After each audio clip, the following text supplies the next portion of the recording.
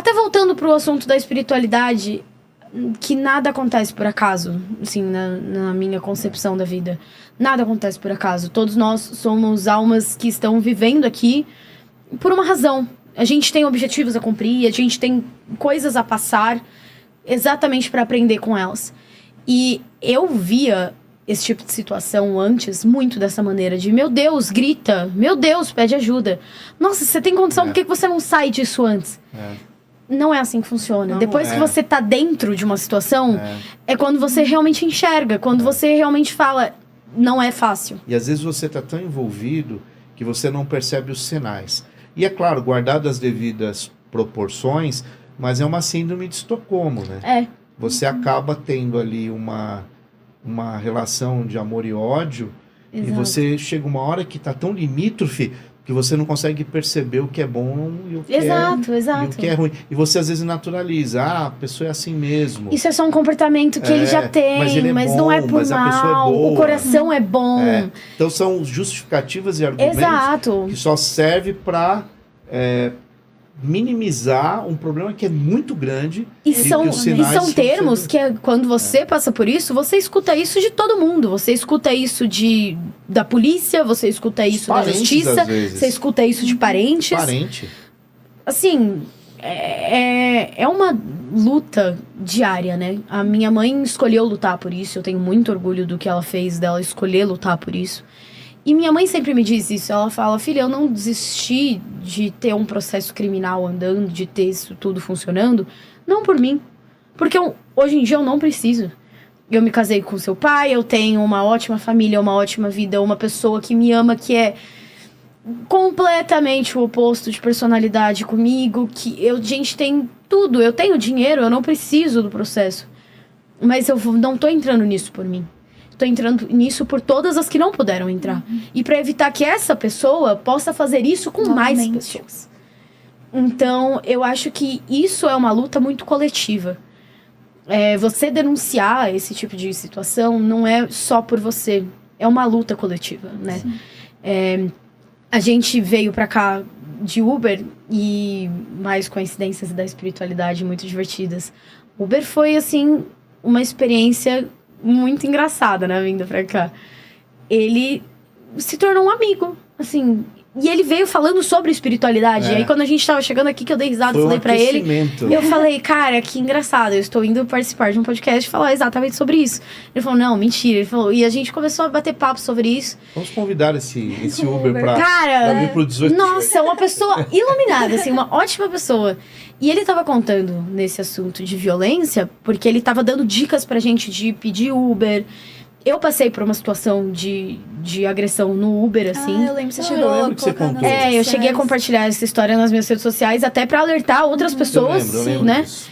De que foi uma experiência bizarra, assim, bizarra. De eu estar dentro do Uber e começar a sair cheiro de acetona de todos os lados.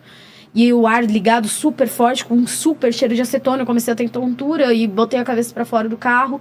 E eu tentava só focar, assim, que eu precisava chegar em casa. E comecei a ligar pro João Vitor. E eu preciso chegar em casa. Foi uma sensação, assim, apavorante. O cara ficava com, tipo assim, leves ameaças, sabe? Sim. Tipo, aquilo em entrelinha. Tá calor aí, moça? Botando a cabeça pra fora. É perigoso por aqui, hein? Mas fica tranquilo, tem uma barra de ferro debaixo do banco. E esse tipo de coisa, assim. E foi uma experiência, assim, assustadora pra mim. E esse motorista que nos trouxe até aqui, ele tava contando agora sobre uma moça que andou com ele e tava falando que ela se distraiu dentro do Uber. Era fim de tarde, assim, início da noite. Ela se distraiu dentro do Uber, era uma viagem de uns 15 minutos, só que perto tinha um riacho com um matagal. Na hora que ela olhou pra frente, porque ela tava no telefone resolvendo coisas de trabalho, ela olhou pra frente, ela tava numa rua de terra, o cara puxou uma faca. E o cara não foi preso. Ela denunciou no aplicativo, ela fez as denúncias, o cara não foi preso. Da minha denúncia, não recebi retorno da Uber até hoje. Disseram, assim, num e-mail que eles lamentavam o ocorrido e iam entrar em contato. Uma vez um cara me ligou da central da Uber, perguntou, pediu pra eu narrar toda a história e falou, tipo assim, lamentamos muito o seu acontecido. E foi isso, assim, eu recebi um pedido de desculpas. E eu não sei se... ninguém me mandou nada falando se esse motorista continua trabalhando, se ele saiu, se ele foi afastado. Eu não tive confirmação disso. Esse motorista que fez isso com essa mulher...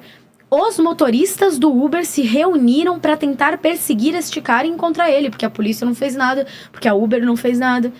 Então, a gente sempre volta para isso. Por que a violência contra a mulher tem que ser combatida? Então, tem que juntar um grupo de 20 homens para irem combater isso? Por direito, só por sermos nós, a gente não tem direito de estar viva. Não força suficiente. Não faz sentido, né? E pedindo o auxílio necessário, indo até a polícia, recorrendo às plataformas, pedindo para as pessoas. A gente não tem acesso a isso? A gente precisa contar que, tipo assim, um grupo de 20 pessoas se juntassem para tentar ir atrás desse cara, pra violentá-lo, agredi-lo fisicamente, pra ele parar com esse tipo de comportamento. É porque a categoria fica comprometida, né? Sim, exatamente. Porque é uma exceção. Exatamente aquilo do nem todo homem, mas sempre um homem. Exatamente. Não são todos os homens que vão fazer isso. Mas é exatamente isso. E assim, nem todo homem, mas sempre um homem. Não é todo motorista de aplicativo, mas eu não venho mais pra Guarulhos sem o João Vitor. Porque em 2 viagens minhas longas entre São Paulo e Guarulhos, coisas assim aconteceram. Então, sabe, você não se sente segura pra fazer nada, pra botar a cara pra fora de casa. E, assim, não é só, tipo, botar a cara pra fora de casa e ficar nervosa pelo que pode acontecer. Tipo, eu posso ser assaltada, eu posso passar por alguma coisa desse gênero. Mas não, porque eu posso perder minha vida. Sim. E não perder minha vida por um celular, mas perder a minha vida porque alguém quer o meu corpo, porque alguém... É uma invasão muito grande, né? Agora, eu acho que vocês, né? Vocês duas têm a mesma idade. Vocês têm uma grande missão em mãos. Vejo que a sociedade como um todo também. Sim. Mas eu creio que a força de vocês e a maneira que vocês vão levar isso para o mundo, de uma forma cada vez mais contundente e mais força, é um grande passo. Sim. Porque já foi pior, viu? Eu acho que isso não é para minimizar o momento atual. É o contrário. É dizer que se chegou até aqui porque muitas lutaram. Então, se vocês entendem isso como uma missão também e como uma bandeira, isso vocês vão realizar através da fala, do posicionamento. Hoje, assim, é fato, né? Nós estamos aonde? Nós estamos num podcast.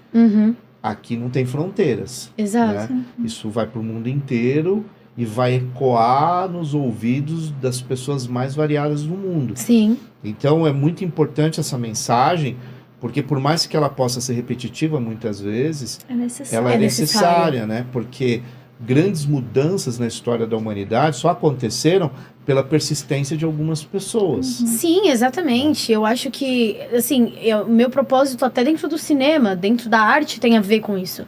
Eu quero contar a minha história. E eu quero que pessoas se identifiquem com a minha história e a maneira que eu conto a minha história. Porque eu vejo a arte, né, no geral, como uma grande aliada das nossas lutas, das nossas expressões, de maneira geral.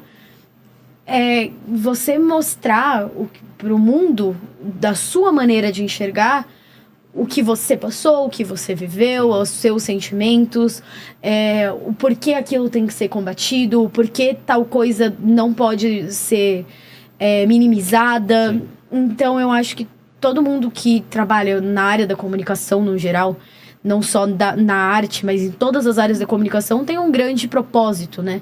Tem uma grande missão nisso, em comunicar da maneira que for todas as suas perspectivas e os seus valores, né? Eu acho que o cinema, pra mim, tem muito isso. Eu jamais trabalharia num filme que não vai com os meus valores. Então, assim, já vimos alguns roteiros cabulosos de coisas... Eu não aceitaria nem por muito dinheiro. Assim, se não é algo que eu acredito, se é um filme que não vai representar as coisas que eu acredito e da maneira que eu acredito, eu não sinto que vale a pena que o meu nome esteja lá. né? Eu acho que a gente precisa ter muita responsabilidade com aquilo que a gente coloca o nosso nome, com aquilo que a gente faz. Porque exatamente até o que você disse sobre a questão do podcast, isso aqui vai ecoar em vários lugares. Então que a gente possa usar esse lugar para passar uma boa mensagem sobre os nossos valores e sobre o que a gente acredita. Se algumas pessoas vão discordar e não vão enxergar as coisas também da maneira que a gente... não tem problema. Não tem problema. Mas é importante que a gente tenha consciência de que a gente mostrou para as outras pessoas, né, as coisas dentro da nossa perspectiva. É um posicionamento.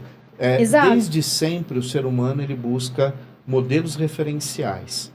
E esses modelos eles têm que ser positivos. Sim. É o que eu falo. O processo mais eficiente de educação é o exemplo. Sim. Acima dos livros, acima de teorias, de experiências laboratoriais, Sim. é o exemplo. Porque não adianta eu chegar com muita teoria e eu ser um caos do ponto de vista de coerência e Sim. exemplo social. Então é muito importante, eu acho que vocês duas, né, eu enfatizo o fato de serem tão jovens e já ter algumas convicções importantes para a sociedade, é um passo fundamental para a mudança, né? E como vocês, outrora, também tinham as meninas e os meninos que também lutavam, que continuam Sim. lutando, né? Sim. Porque isso não é um aporte apenas do tempo de vocês, Sim. né?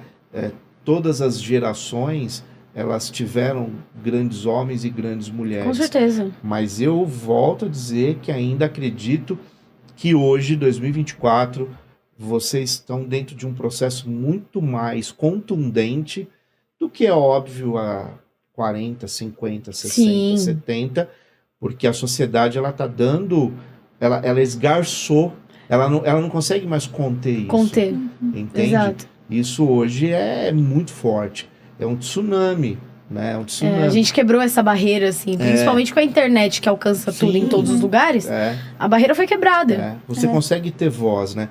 A única coisa ruim disso tudo é que aquilo que muitas vezes também não é legal também tem voz. Tem voz. E aí também tem eco. Exato. Né? E algumas coisas que a gente sabe que são esdrúxulas passam a ser verdade. Exato. Então eu acho que isso também é um lado, como tudo, né? O pêndulo joga para um lado que nem sempre é tão bom. Exatamente. Né? Agora,